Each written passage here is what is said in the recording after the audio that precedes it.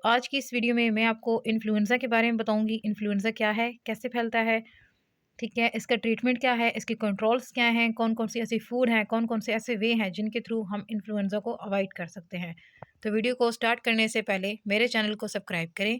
अगर आपको वीडियो अच्छी लगे तो इसको लाइक करें एंड शेयर करें। तो स्टार्ट करते हैं वीडियो। सबसे पहले हम जो है इन्फ्लुएंज़ा जो है इसका एक ओवरव्यू लेंगे। ठीक है? कि इसका कॉज़ेटिव एजेंट जो है वो कौन-सा है?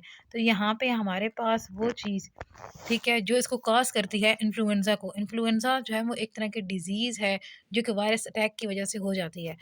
ठीक है? जिसको हम फ्लू कहते हैं, नज़ला ज़ुकाम भी कह सकते हैं। तो ये होती है हीमोफाइलस इन्फ्लुएंज़ा की वज़ह से। ठीक है? अब यहाँ पे हम ये चीज़ चेक करेंगे कि आखिर ये हो रही है, तो इसकी वजह क्या है, ये क्यों हो रही है? ठीक है? ये एक तरह का इन्फेक्शन है, वायरल इन्फेक्शन है, वायरस की वजह से हो सकती है, या आपका नोज़, आपकी थ्रोट मीन्स कि आपका जो नाक है, आपका गला है, आपके जो लंग्स हैं यानी फेफड़े जो हैं, उनको क्या करेगी, ये अफ़ेक्ट करेगी। ओवरऑल रेस्पिरेटरी सिस्टम जो है वो अफ़ेक्ट होता है इससे, और इसको हम जो है ना फ्लू भी कहते हैं। हम कहते हैं कि ये जो है ना फ्लू हो गया, और सम टाइम क्या होता है, डायरिया भी हो जाता है इसमें, एंड वॉमिटिंग जो है वो भी स्टार्ट हो जाती है। ठीक है? अब हम क्या करेंगे, इसका स्ट्रक्चर्स देखेंगे, तो ये देखें, ये इस तरह का इसका स्ट्रक्चर होता है। ठीक है? इन्फ्लुएंज़ा वायरस का। और अब ये देखेंगे कि ये कैसे काज़ होता है, ठीक है? ये कैसे एक इंसान से दूसरे इंसान तक जो है ना वो ट्रैवल कर जाता है और इसी तरह अटैक करता है। तो सबसे पहली चीज़ ये है कि ये एयर ड्रॉपलेट्स जो होते हैं ना, उनके थ्रू फैलता है। अगर कोई इंसान कफिंग कर रहा है या स्नीज़िंग कर रहा है या बात कर रहा है, तो उसके मुँह से जो भी वो ड्रॉपलेट्स निकलेंगे, अगर वो अगले बंदे के ऊपर गिर जाते हैं, ठीक है, उसके हैंड्स पे, उसके माउथ पे, तो क्या होगा कि ये डिज़ीज़ जो है ना इसके अंदर फैल जाएगी। या आप किसी ऑब्जेक्ट को हाथ लगाते हो, जिसको पहले एक ऐसे बंदे ने हाथ लगाया था, ठीक है, जिसको ये इन्फ्लुएंज़ा डिज़ीज़ थी, तो वो क्या होगी, वो आपको भी हो जाएगी। और जैसे ही ये जरासीम अंदर जाता है बॉडी के अंदर, ठीक है, ये वायरस जैसे ही एंटर होता है, इसके सिम्पटम्स जो है ना वो मतलब कुछ ही 1 दिन के अंदर-अंदर अपीयर हो जाते हैं, ठीक है? और 5 डेज़ तक जो है ना वो कंटिन्यूअसली लगातार रहते हैं। नेक्स्ट हम इसका ये देखेंगे कि आप कैसे जो है ना इन्फ्लुएंज़ा जो है, ठीक है, उसको रोक सकते हो। अगर आपको इन्फ्लुएंज़ा पहले कभी हो चुका है लाइफ़ में, ठीक है? तो उसकी वज़ह से क्या होता है कि जो बॉडी होती है ना, उसने एंटीबॉडीज़ जो है वो बना के रखी होती हैं, ठीक है? तो इस वज़ह से अगर आपको दोबारा इन्फ्लुएंज़ा हो जाता है, तो वो क्या होगा कि वो रिकवर हो जाएगा, क्योंकि ऑलरेडी एंटीबॉडीज़ यानी कि जो बॉडी की आर्मी होती है, जो इम्यून सिस्टम है, वो एक्टिव होगा और वो उसको किल कर देगा, मार देगा। लेकिन जो इन्फ्लुएंज़ा वायरस होता है, ठीक है, कॉन्स्टेंटली चेंज होता रहता है। इसके अंदर चेंजेज़ आती रहती हैं, वेरिएशंस आती रहती हैं, ठीक है? इसके जेनेटिक मटीरियल चेंज होता रहता है, इस वज़ह से ये ज़्यादा रेज़िस्टेंस जो है ना, वो रखता है। अगर आपको इन्फ्लुएंज़ा हो गया है और वो वेरिएबल वाला इन्फ्लुएंज़ा हुआ है, तो फिर आपकी वो जो एंटीबॉडीज़ होंगी, वो किसी काम की नहीं होंगी, बल्कि आपको क्या करना पड़ेगा, वैक्सीनेशन करवानी होगी, अच्छी खासी मेडिसिन्स यूज़ करनी होगी, इसको ख़त्म करने के लिए। तो देन हम इसकी सिम्पटम्स देखेंगे कि जब ये इन्फ्लुएंज़ा बॉडी में एंटर हो जाता है, तो कौन-कौन से जो है ना वो सिम्पटम्स अपीयर होते हैं। सबसे पहले ये कि फ़ीवर हो जाता है, मसल्स में पेन शुरू हो जाता है, ठीक है, सर्दी लगती है, और जो है ना पसीना वगैरह आना शुरू हो जाता है, यानी स्वेट प्रोड्यूस होता है। सर में भी दर्द होती है, और इसके अलावा जो ड्राई कफ़ है ना, ठीक है, जिसको हम कहते हैं खुश्क खाँसी, वो स्टार्ट हो जाती है इंसान को। ठीक है, तो इसका मतलब ये है कि आपके अंदर जो इन्फ्लुएंज़ा वायरस है वो एंटर हो चुका है। अब इसके कुछ जो है ना वो सिम्पटम्स देखेंगे, ठीक है, कि जब ये इन्फ्लुएंज़ा वायरस एंटर हो जाता है, तो उसके बाद हमें कैसे पता लगेगा कि इन्फ्लुएंज़ा एंटर हो चुका है? तो सबसे पहले ये है कि आपको साँस जो है ना लेने में तकलीफ़ होती है, ठीक है? उसके बाद क्या होता है कि आप थकन महसूस करते हो और वीक महसूस करते हो। आपके जो नोज़ है उसमें से पानी बहना शुरू हो जाता है, ठीक है? फ्लू निकलना शुरू हो जाता है। आपका जो गला है वो ख़राब हो जाता है, वो जकड़ जाता है, ठीक है? ना आप बोल सकते हो, ना आप पानी पी सकते हो, ना आप खाना खाने होता है। इंसान की जो है ना वो कंडीशन बहुत बुरी हो जाती है। उसके अलावा आपकी जो आँखें हैं उनमें दर्द होता है, उनमें से पानी आना स्टार्ट हो जाता है। आपको जो है ना सम टाइम वॉमिटिंग भी स्टार्ट हो जाती है, और डायरिया जो है ना ये भी हो जाता है। डायरिया मीन्स कि आपको मोशन वगैरह लग जाएँगे, ठीक है? ये भी इसमें कंडीशन मोस्टली हो जाती है। लेकिन ये जो है ना ये चिल्ड्रंस में ज़्यादा होती है, ठीक है? लेकिन जो मैच्योर हैं, जो एडल्ट हैं, उनमें ये चीज़ कम होती है। अब कुछ फैक्टर्स जो हैं उनको देखेंगे कि ऐसे कौन से फैक्टर्स हैं जिनकी वजह से जो फ्लू होता है, ठीक है, वो जल्दी इंक्रीज़ हो जाता है, जल्दी जो है ना वो डेवलप होता है बॉडी के अंदर। तो सबसे पहली चीज़ आ जाती है ऐज। अगर ऐज जो है वो छोटी है, ठीक है, मतलब ये कि अगर बच्चे हैं, मासूम बच्चे हैं, 6 मंथ के हैं या फिर 5 साल तक हैं, उसके अंडर-अंडर हैं, तो उनको अगर इन्फ्लुएंज़ा का अटैक होता है तो वो बहुत सीवियर किस्म का होता है। या फिर 65 ईयर से ओल्डर जितने भी लोग होते हैं उनको भी सीवियर अटैक करता है। जो एडल्ट होते हैं वो इसको बर्दाश्त कर जाते हैं, ठीक है, और वो कुछ दिनों के अंदर-अंदर खुद ही रिकवर भी कर जाते हैं। इसके अलावा अगर आपकी जो वर्किंग कंडीशन है वो टुगेदर है, जैसे कि हॉस्पिटल्स में स्टाफ इकट्ठा होता है उनको अगर एक को होगा तो वो सबको हो जाएगा। आर्मी में इसी तरह क्लासेस में जहाँ पे मतलब क्राउड होगा, तो वो क्या होगा, वो डिज़ीज़ जल्दी फैलेगी, ठीक है?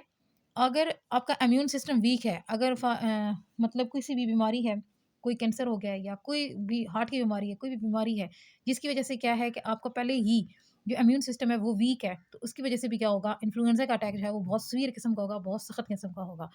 इसके अलावा जो रेसेस होती हैं यानी नस्ल, अगर एक ही नस्ल के लोग हैं, एक ही खानदान के लोग हैं, एक ही जगह पे रह रहे हैं, ठीक है? तो अगर एक को हो गया तो वो सबको हो जाएगा। इसके अलावा बाकी जो फैक्टर्स हैं, उसमें हमारे पास आ जाता है chronic illness. Chronic illness means कि आपके लंग्स जो है ना वो पहले ही ख़राब हैं, ठीक है? उसमें अस्थमा है या फिर कोई और डिज़ीज़ जो है ना वो लंग्स को लग चुकी है, कोई कैंसर वगैरह है या वैसे ख़राब हो चुके हैं। तो उसकी वजह से क्या होगा कि जैसे ही आपको इन्फ्लुएंज़ा होगा, वो बहुत जल्दी अटैक करेगा और आपका जो है पूरा सिस्टम वो ख़राब हो जाएगा, ठीक है? इसके अलावा अगर आप एस्पिरिन जो है वो ज़्यादा यूज़ करते हैं, अभी आपकी एज है वो 19 से कम है और एस्पिरिन का यूज़ ज़्यादा कर रहे हैं, तो इसकी वजह से भी क्या होगा कि इन्फ्लुएंज़ा जो है वो जल्दी स्प्रेड हो जाएगा ब्लड के अंदर, ठीक है? और वो जल्द अज़ जल्द जो है ना वो आपको अटैक करेगा और ज़्यादा अटैक करेगा। इसके अलावा अगर जो है ना कोई फीमेल प्रेग्नेंट है, तो उस वक़्त भी वो क्या होती है, वो सेंसिटिव होती है। देन क्या होगा, अगर इन्फ्लुएंज़ा उसके ऊपर अटैक करता है, तो वो बहुत सीवियर किस्म का होगा और बहुत जल्दी फैलेगा उसकी बॉडी में। और अगर आपको मोटापा है, ठीक है? तो उसकी वजह से भी क्या होगा, ये जल्दी फैलेगा, जल्दी अटैक करेगा, ठीक है? यानी आपको क्या है, ओबेसिटी है। अब हम ये देखेंगे कि इन्फ्लुएंज़ा जो होता है, इसको स्प्रेड करने से हम कैसे रोक सकते हैं? कैसे इसकी स्प्रेशन को रोक सकते हैं कि ये स्प्रेड ना हो और दूसरे लोगों तक ना पहुँचे? तो इसके कुछ वे हैं। आप क्या कर सकते हो, आप सबसे पहली बात तो ये है कि आप अपने हैंड जो है ना, उनको प्रॉपर्ली वॉश करो, ठीक है? अगर आपके हैंड के ऊपर अगर इन्फ्लुएंज़ा आ भी गया है, तो वो आपके मुँह तक ना पहुँचे, ठीक है? आपने क्या करना है, अपने हैंड्स को प्रॉपर्ली जो है ना, उसको वॉश करना है।